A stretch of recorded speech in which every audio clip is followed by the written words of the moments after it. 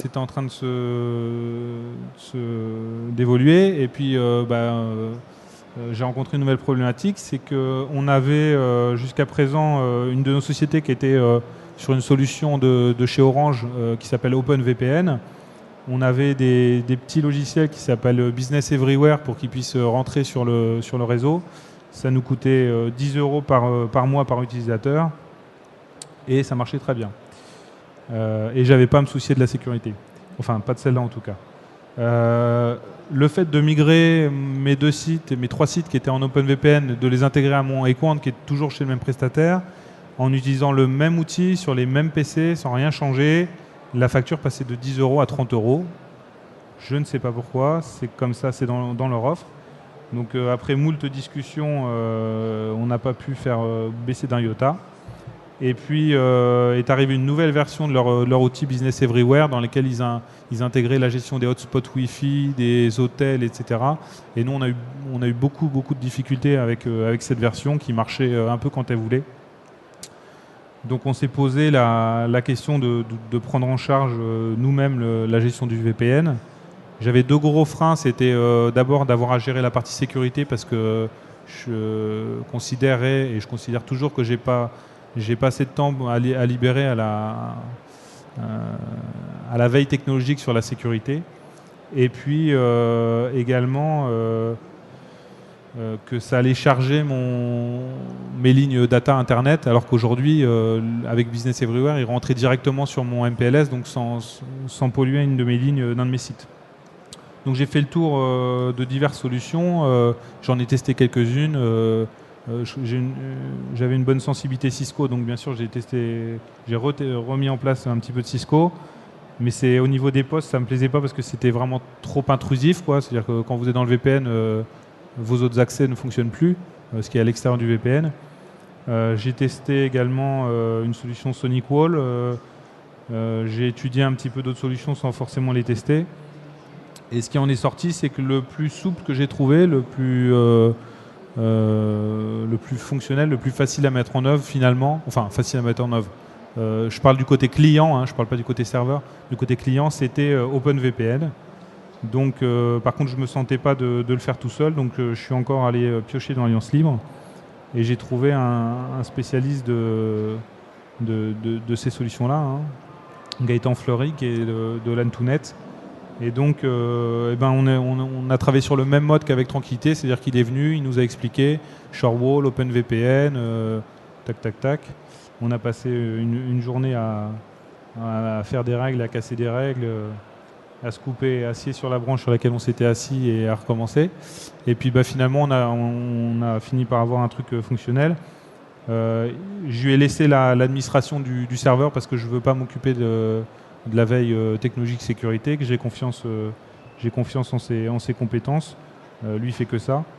Et donc, maintenant, on passe par ce biais-là. Alors, j'étais moi étonné Enfin, j'avais peur que ça charge mes lignes et en fait, ça les a pas trop chargées. Bon, c'est que mes utilisateurs utilisent assez peu cet outil. Enfin, c'est surtout pour des synchronisations de bases de données. Donc, c'est des choses très ponctuelles qui font quelques fois dans la journée. Et donc, bon, j'ai peu d'utilisateurs, hein. Il y a une douzaine de personnes seulement, hein, qui utilisent. Voilà, on continue dans les soucis informatiques. Donc moi j'ai été embauché pour gérer l'informatique. Mais quand on gère l'informatique dans une société, et quand quelqu'un a un problème avec quelque chose qui ressemble de près ou de loin à l'électricité ou n'importe quoi, je donnais des exemples tout à l'heure, il y en a un qui me revient. J'ai mon directeur qui est venu me voir en me disant j'ai ma calculette, une petite calculette, là, panneau solaire, 4 opérations qui ne s'allumait plus. Est-ce que vous pouvez me la réparer ? Donc voilà. Et donc on a commencé à me remonter des problèmes de téléphonie. Donc au niveau de la téléphonie, on avait pareil, chaque site avait géré son historique à sa sauce. Donc on avait de tout, hein, du Ericsson, du Alcatel, j'en passe, de tout âge, hein, des trucs qui avaient été changés 1 an avant que j'arrive, et des trucs qui avaient 20 ans.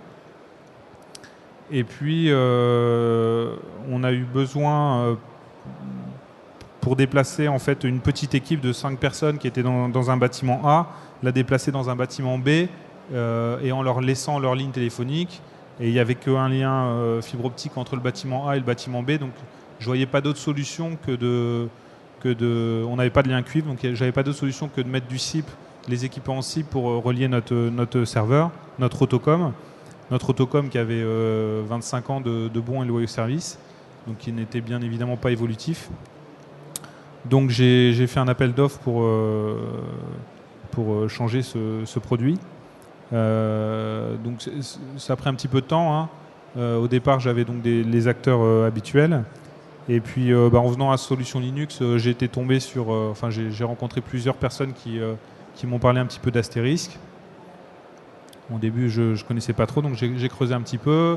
J'ai téléchargé une ISO chez moi d'une distribution toute faite avec un Asterisk dedans. Je suis en train de chercher le nom de la distribution, mais j'ai oublié. Enfin, vous tapez... j'ai un spécialiste. Trixbox, oui, tout à fait. Ouais, Trixbox, merci. Donc j'ai installé en trois coups de cuillère à peau. J'ai mis 2 softphones, un chez mon directeur et un chez moi. Et puis voilà, pendant quelques jours, on se téléphonait comme ça, avec un casque et un micro.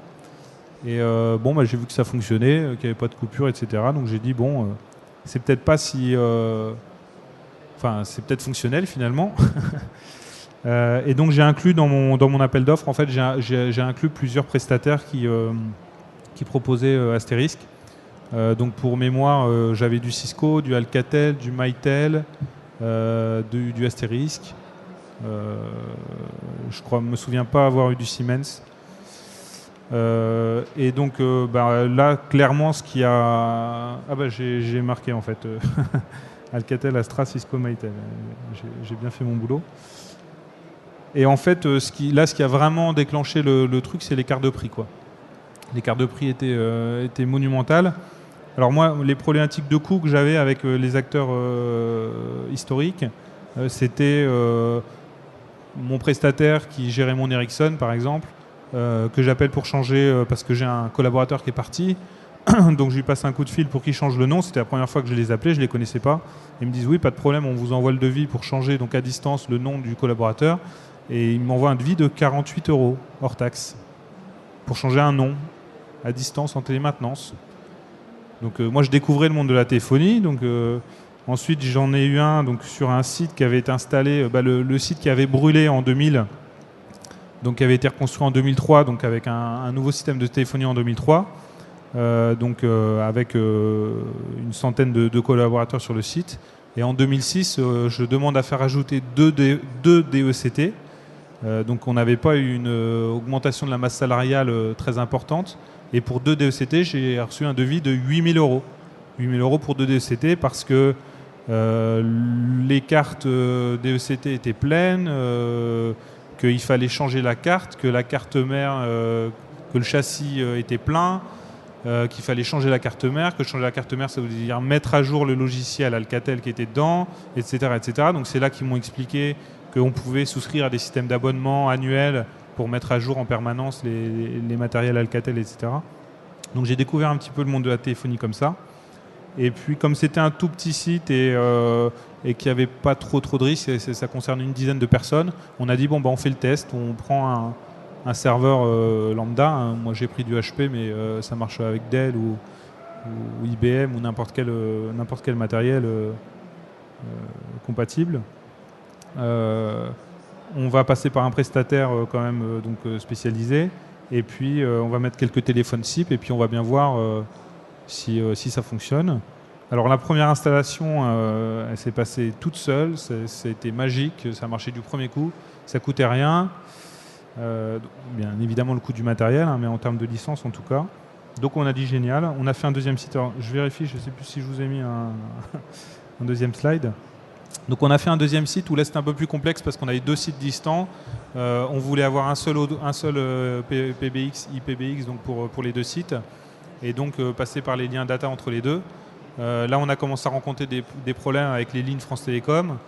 On a découvert aussi que chez France Télécom, si vous voulez faire de la téléphonie entre 2 sites, et que vous voulez avoir une garantie sur la qualité, il faut prendre des options qui se payent, les options classe voix. Donc vous payez 12 € par mois pour tant de canaux. Donc en fait, ce que vous économisez d'un côté